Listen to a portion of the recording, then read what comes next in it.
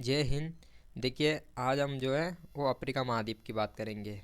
और इससे पहले हमने जो है वो एशिया महाद्वीप, यूरोप, इस इन सब की जो है बात कर ली है। और ये जो वर्ल्ड ज्योग्राफी का आज हमारा वो 5वां लेक्चर है। और आप जो है इन्हें प्ले लिस्ट में जाकर भी जो है पिछली वीडियो देख सकते हो। और ये जो पीडीएफ है आप टेलीग्राम से डाउनलोड कर लेना, उसकी लिंक आपको नीचे डिस्क्रिप्शन में मिल जाएगी। और जितनी भी वीडियो है उन सब की जो है पीडीएफ आपको टेलीग्राम पर मिल जाएगी। और आज हम जानेंगे अफ्रीका महाद्वीप के बारे में, और जानेंगे कि कौन कौन सी यहाँ पर नदियाँ जो है, कौन कौन सी पर्वत श्रृंखलाएँ हैं, कौन कौन से देश जो है इससे घिरे हुए हैं, और कौन कौन से जो है यहाँ पर खनिज क्षेत्र हैं, उन सब के बारे में आज जानेंगे। तो चलिए शुरू करते हैं अफ्रीका महाद्वीप के बारे में। देखिए, अफ्रीका महाद्वीप जो है वो एकमात्र ऐसा महाद्वीप है हो जाता है जिससे कि कर्क रेखा, भूमध्य रेखा तथा मकर रेखा और इसके साथ ही जो है ग्रीनविच रेखा, ये चारों जो है इस महाद्वीप से होकर गुजरती है। भूमध्य रेखा जो है वो 0 डिग्री, और जो कर्क रेखा है वो 23.5 डिग्री नॉर्थ जो है नॉर्थ से होकर गुजरती है, और मकर रेखा वो 23.5 डिग्री साउथ से होकर गुजरती है। तो जो अफ्रीका महाद्वीप है उसके अगर पूर्व में देखें तो यहाँ पर हिंद महासागर है, दक्षिण में अंटार्कटिक जो महासागर है, और इसके पश्चिम में अटलांटिक महासागर है, और इसके जो उत्तर भाग में देखें तो यहाँ पर भूमध्य सागर तथा लाल सागर जो है वो स्थित है। ये इसकी जो है वो भौगोलिक लोकेशन हो गई। अब इसके बारे में कुछ बातें जान लेते हैं, जैसे कि जो अफ्रीका महाद्वीप है इसे अंध महाद्वीप भी जो है कहते हैं, डार्क कॉन्टिनेंट इसे कहते हैं। क्यों कहते हैं? क्योंकि ये जो है वो भौतिकवाद से आज भी जो है दूर है, जो कि ये आर्थिक, सामाजिक, राजनीतिक और शैक्षणिक तथा तकनीकी रूप से जो है अभी भी जो है एक पिछड़ा महाद्वीप माना जाता है। इस कारण जो है इसे अंध महाद्वीप कहते हैं। और ये अंध महाद्वीप किसने कहा था? वैज्ञानिक थे कुछ लिविंगस्टोन तथा स्टैनले नामक व्यक्तियों द्वारा अंध महाद्वीप इसे कहा गया। अब अब इसके जो है देशों के बारे में देख लेते हैं, कौन कौन से इसके अंतर्गत देश हैं, कितने देश आते हैं। तो अफ्रीका महाद्वीप में जो है कुल 54 देश आते हैं, जिसमें ऐसे 48 जो देश है वो मुख्य भूमि के अंतर्गत आते हैं, और 6 जो देश है वो द्वीपीय देश उन्हें माना जाता है। जो 48 देश हैं उनमें सबसे बड़ा देश जो है क्षेत्रफल के आधार पर तो वो है अल्जीरिया, तथा जो जनसंख्या के आधार पर ये नाइजीरिया हो जाता है। अब 6 देश जो है वो द्वीपीय देश हैं, जो कि है Madagascar, Mauritius, Comoros, Seychelles, Sao Tome तथा केप वर्दे हैं।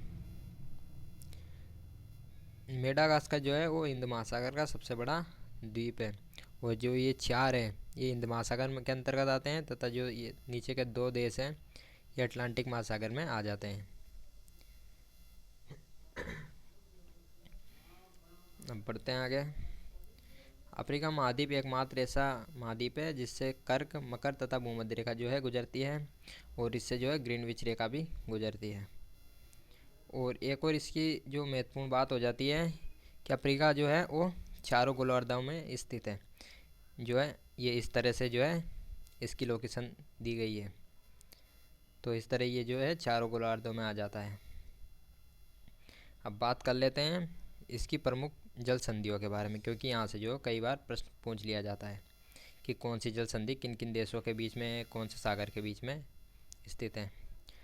तो सबसे पहले जैसे यहाँ पर एक देश है मोजाम्बिक, और यहाँ पर जो है वो मेडागास्कर द्वीप है, तो इसके बीच में जो है जल संधि है उसे मोजाम्बिक जल संधि जो है कह देते हैं। इसके बाद जो है यहाँ पर एक देश है जिबूती, और यहाँ पर जो है वो अदन की खाड़ी स्थित है, और यहाँ पर एक देश है यूरोप का यमन। तो यहाँ पर जो है वो बाबुल मेंडाव जल संधि ये स्थित है, और इसे जो है वो आंसू का द्वार कहते हैं। क्योंकि यहाँ पर क्या होता था, कभी पहले जो है यहाँ पर कई लोग जो है नाव लेकर आते थे, तो उन्हें जो है बहुत ताकत लगानी पड़ती थी, इसलिए उनके जो है आंसू आ जाते थे, इसलिए इसे आंसू का द्वार कहते हैं। अब जानते हैं, तो यहाँ पर जो है यहीं पर जो है लाल सागर भी स्थित है, और यहाँ पर जो है भूमध्य सागर है। और यहाँ पर एक देश है मोरक्को और ऊपर जो है स्पेन है। तो यहाँ पर इन दोनों के, स्पेन और मोरक्को, इनके बीच में जो है एक जल संधि जो है स्थित है। इसे कहते हैं जिब्राल्टर जिब्राल्टर जल संधि। ये जिब्राल्टर जल संधि जो है कई बार पूछी गई है, ये महत्वपूर्ण हो जाती है। और जिब्राल्टर जो जल संधि है उसे भूमध्य सागर की कुंजी कहते हैं, या भूमध्य सागर का इसे प्रवेश द्वार कहते हैं। तो इस तरह ये जल संधि हो जाती है। अब नीचे देख लेते हैं, जैसे कि यहाँ पर आसान द्वीप है। ये पुर्तगाली राजा जो है किंगजोम द्वितीय, जो कि 1488 में, इन्होंने इसे क्या कहा था, तूफानी अंतरीप इन्होंने कहा था। अब देखते हैं आगे। ये जो सोमालिया प्रायद्वीप है, यहाँ पर ये भाग इसका सोमालिया प्रायद्वीप है। तो ये जो है अफ्रीका का सबसे बड़ा प्रायद्वीप है, और इसे जो है हॉर्न ऑफ अफ्रीका भी कहते हैं, अफ्रीका का सिंह, जो कि उत्तर पूर्वी भाग में इसके स्थित है। इसमें कौन कौन से देश आते हैं इसके अंतर्गत, तो इरिट्रिया, जिबूती, इथियोपिया तथा सोमालिया, ये देश आ जाते हैं। अब जो है इन रेखाओं की बात कर लेते हैं, जैसे कर्क रेखा, मकर रेखा तथा भूमध्य रेखा। इन पर कौन कौन से देशों से ये होकर गुजरती है उनकी बात करते हैं, क्योंकि ये ज़्यादातर पूछ लिया जाता है। तो कर्क रेखा जो है वो अफ्रीका में पश्चिमी सहारा, मोरितानिया, माली, अल्जीरिया, नाइजर, लीबिया तथा मिस्र, इन 7 देशों से होकर जो है कर्क रेखा गुजरती है अफ्रीका महाद्वीप में। और वहीं भूमध्य रेखा की बात करें तो ये है गबन, रिपब्लिक ऑफ कांगो, जायरे। ये जायरे जो है वो डेमोक्रेटिक रिपब्लिक ऑफ कांगो, इसका ही जो है हो जाता है। युगांडा, केन्या, सोमालिया तथा साओ टोमे, ये जो है भूमध्य रेखा इन देशों से होकर गुजरती है। अब बात करते हैं मकर रेखा की। तो मकर रेखा जो है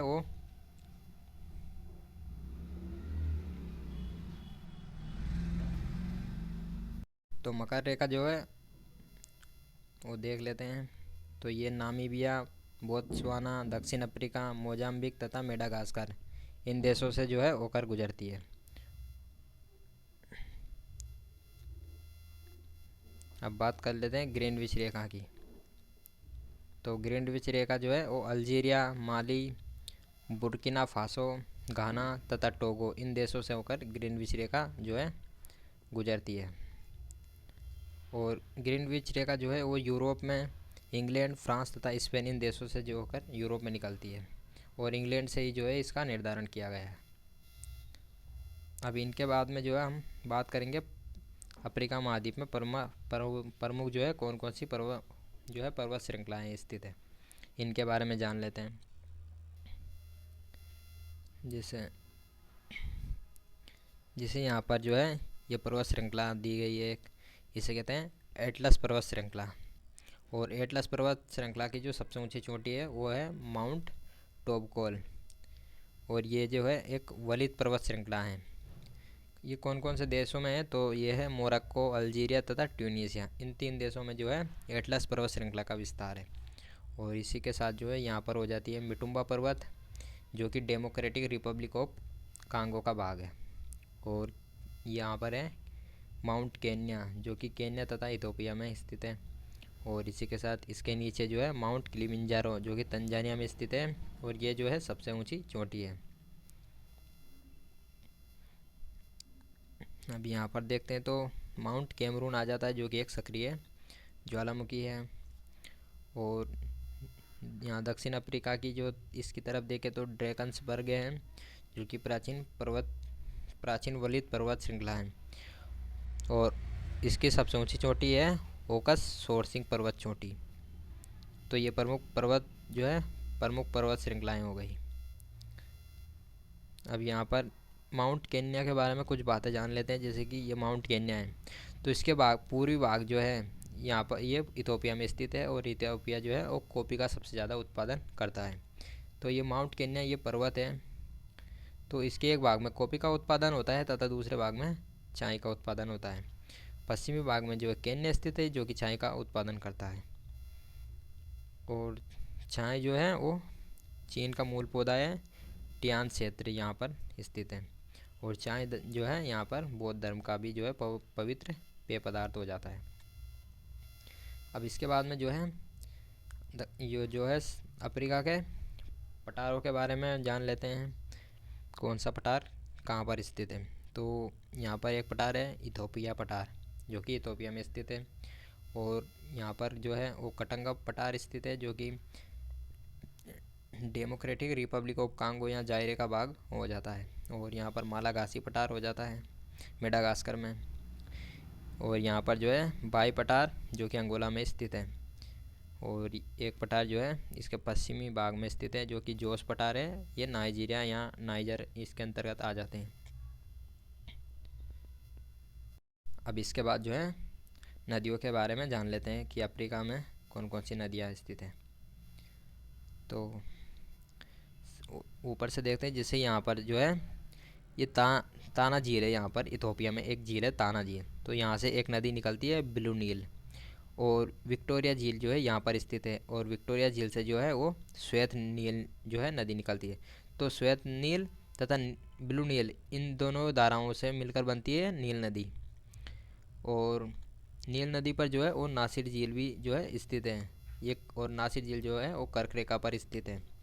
तो इन दोनों जो धाराओं से जो है नील नदी का जो है बनती है। और नील नदी पर एक बांध है असवान बांध। और ये श्वेत नील तथा ब्लू नील जो है वो खार्तूम जो कि उत्तरी सूडान की राजधानी है वहाँ पर मिल जाती है। और उसके बाद जो है ये नील नदी हो जाती है। और यहाँ पर जो है ये भूमध्य सागर में गिर जाती है।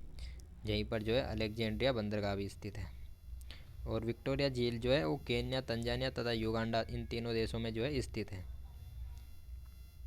हम नील नदी के बारे में कुछ बेसिक इन्फॉर्मेशन जान लेते हैं, जैसे कि ये जो है वो 6650 किलोमीटर लंबी है। और विश्व की सबसे लंबी जो नदी नील नदी है। और मिस्र की जो राजधानी है कायरा, वो नील नदी के तट पर ही जो है स्थित है। नील नदी दो धाराओं के रूप में निकलती है, श्वेत नील जो कि विक्टोरिया झील से निकलती है, और ब्लू नील जो कि तान झील से निकलती है। फिर खारतूल के बाद में जो है ये मिल जाती है और वहाँ से नील नदी का निर्माण हो जाता है। नील नदी युगांडा, दक्षिणी सूडान, उत्तर सूडान तथा मिस्र के जो है 4 देशों से होकर बहती है। नील नदी पर जो है मिस्र में असवान बांध तथा नासिर झील स्थित है। और मिस्र की सभ्यता का विकास जो है वो नील नदी की घाटी में जो है इसका मिस्र की सभ्यता का विकास हुआ था। और मिस्र को जो है इसीलिए नील नदी का वरदान कहा जाता है, क्योंकि यहाँ पर जो है मरुस्थल है ज़्यादातर। और वहाँ से जो है इसका विस्तार नील नदी की वजह से वहाँ पर अच्छी पैदावार होने लग गई। अब यहाँ पर कुछ शब्द समझ लेते हैं, जैसे कन्फ्यूज होता है मैदान किसे कहते हैं, पठार किसे कहते हैं, पहाड़ी तथा पर्वत क्या होता है। तो मान लेते हैं जैसे ये समुद्र तल है, यहाँ पर समुद्र तल है। तो समुद्र तल से 150 से लगभग 300 मीटर की ऊंचाई तक जो है वो मैदान हो जाता है, उठा हुआ भाग।